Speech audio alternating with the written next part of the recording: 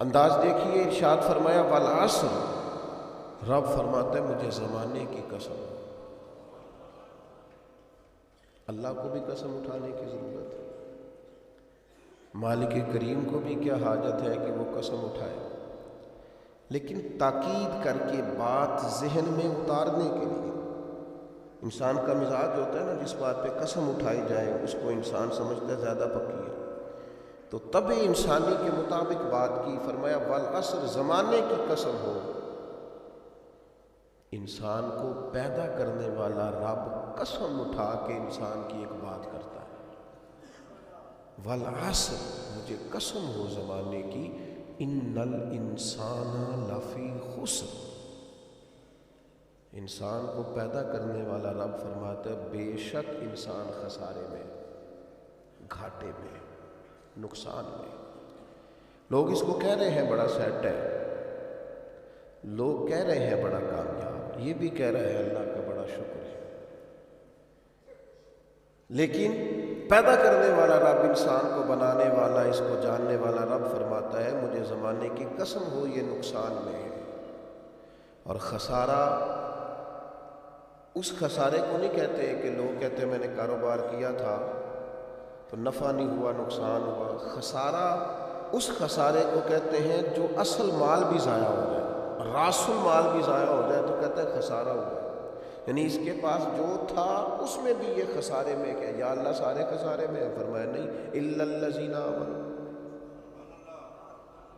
جن میں 4 صفتیں پائی جائیں وہ نہیں خسارے میں۔ ان میں پہلی صفت یہ ہے کہ الا الذین آمنوا، بے شک وہ لوگ جو ایمان لائے، مگر وہ لوگ جو ایمان لے آئے، جن کا ایمان مضبوط ہو، جن کا عقیدہ ہو کہ اللہ ہمارا رب ہے، وہی پیدا کرنے والا ہے، وہی رزق دینے والا ہے، اسی کی تقدیر کا غلبہ ہے، رب کریم ذرے ذرے کو جانتا ہے، اللہ تعالیٰ نے جس حال میں رکھا ہے یہی حال میرے لیے بہتر ہے۔ انسان محنت پوری کرے، نتیجہ اپنے رب پہ چھوڑ دے، اسباب سارے جمع کرے، بھروسہ اپنے اللہ تعالیٰ پہ کرے، عقائد کے لحاظ سے پختہ ہو، اور پھر اس کا عقیدہ ہو کہ بعد از خدا بزرگ تو ہی قصہ مختصر، کائنات میں سب سے عرفہ والا، عظمتوں والے، شانوں والے، بلندیوں والے، رفعتوں والے، کائنات کے امام، نبیوں کے امام، رسولوں کے امام، فرشتوں کے امام، محبوب مطلق اگر کوئی ہے تو جناب محمد رسول اللہ ہے صلی اللہ تعالی علیہ وسلم۔ سب سے اولا و اعلیٰ ہمارا نبی، سب سے بالا و اعلیٰ ہمارا نبی، اپنے مولا کا پیارا ہمارا نبی، اور دونوں عالم کا دھولا ہمارا نبی۔ نظریاتی پختگی حاصل، عقائد پختہ، ایمان میں عقائد پوری طرح داخل، عقائد اہل سنت کا پابند ہو بندہ۔ پھر ایک اور بنیادی عقیدہ ہے، اسی ضمن میں سارے عقائد آ جاتے ہیں، فرشتوں پر بھی ایمان ہو، اللہ کے تمام انبیاء پر ایمان ہو، اچھی بری تقدیر پر ایمان ہو، لیکن ایک بنیادی عقیدہ جس کو عقیدہ آخرت کہا جاتا ہے، اس پر انسان کا ایمان ہونا بڑا ہی ضروری ہے۔ اگر آخرت پر ایمان کمزور ہو جائے تو دنیا میں جتنے بھی عمل ہم کرتے ہیں یہ سارے کمزور ہو جائیں۔ یہ جو لوگ ڈپریشن میں، ٹینشن میں، انزائٹی میں چلے جاتے ہیں اور ایک بات بار بار کرتے ہیں کہ میرے ہی ساتھ ایسا کیوں ہوتا ہے، آخر بڑی ہی کوشش کے بعد میں ہی ناکام کیوں رہ گیا، تو انہیں بتایا جائے گا کہ کامیابی پتہ کیا ہے؟ لا یستوی اصحاب النار واصحاب الجنہ، اصحاب الجنت هم الفائزون، جنتی اور جہنمی برابر نہیں ہے، کامیاب وہ ہے جنہیں اللہ تعالیٰ نے اصحاب جنت بنایا ہے۔ جو جنتی ہیں وہ کامیاب ہیں، جس کو اپنی آخرت کے تعلق سے اللہ تعالیٰ نے فکر سلیم دی ہے، راہ ہدایت دی ہے، اعمال حسنہ پر استقامت دی، اور وہ سمجھتا ہے کہ میں محنت اپنی آخرت کو ٹھیک کرنے کے لیے کر رہا ہوں، جد و جہد میری اپنی قبر کے لیے، حشر کے لیے، آخرت کے لیے۔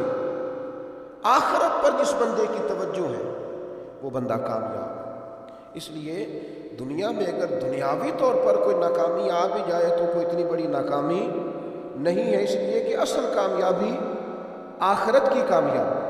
تو عقائد مضبوط ہو، اور پھر عقائد اہل سنت کی پابندی اس کے پاس موجود ہو، نہ رفس کی طرف اس کا رجحان ہو، نہ خارجیت کی طرف اس کا رجحان ہو، اس کے نظریات ستھرے ہوں، اجلے ہوں، خوبصورت ہوں، وہ رسول پاک کی ذات گرامی کی پوری غلامی کرنے والا شخص، تو اس کے نظریات اعلیٰ. تو فرمایا کہ انسان خسارے میں ہے الا الذین آمنوا، مگر وہ لوگ جو ایمان لائے، وعملوا الصالحات، اور جنہوں نے نیک اعمال کیے. اور یہاں بات ختم نہیں ہوئی، دو صفتیں اور بھی پیدا کریں. یہ دو باتیں ان کی اپنی ذات تک تھیں، آمنوا وعملوا الصالحات، یہ دو باتیں ان کے اپنے لیے تھیں. اب وہ سوسائٹی کو کیا دیں؟ دو کام معاشرے کے لیے بھی کریں. وتواصوا بالحق، حق بات کی نصیحت کریں وہ معاشرے، خیر کی بات کی نصیحت کریں، وائرل باتیں نہ کریں. کیا آج کل یہ موضوع چل رہا ہے تو ذرا میں اس پر بولوں گا تو کچھ ویوز میرے بھی بڑھ جائیں گے. وائرل باتیں نہیں کریں. وتواصوا بالحق، وہ حق بات کی نصیحت کریں، کلمہ حق کہیں اور حکمت کے ساتھ کہیں. ادعو الی سبیل ربک بالحکمہ، دانائی کے ساتھ کہیں، لوگوں کو سمجھانے کی نیت سے کہیں، کلمہ حق ان کی زبان پر آئے. اور میرے نبی پاک علیہ السلام نے فرمایا سب سے افضل جہاد ظالم بادشاہ کے سامنے کلمہ حق کہنا ہے.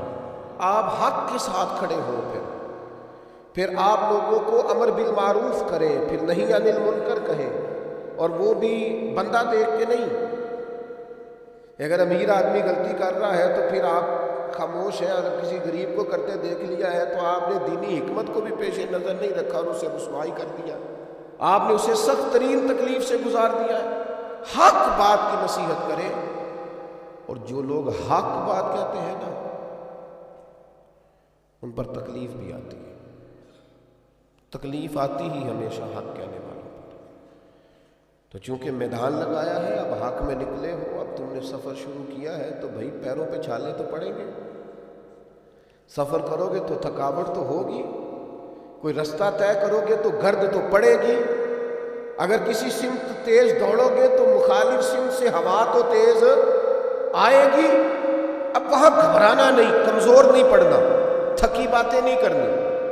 اب ایسا نہ ہو کہ تم نے معذرت خواہانہ رویہ اختیار کیا. وتواصوا بالحق وتواصوا بالصبر، وہ حق بات کی وصیت کرتے ہیں اور ایک دوسرے کو صبر کی تلقین کرتے ہیں. چار صفات پیدا کریں تو خسارے سے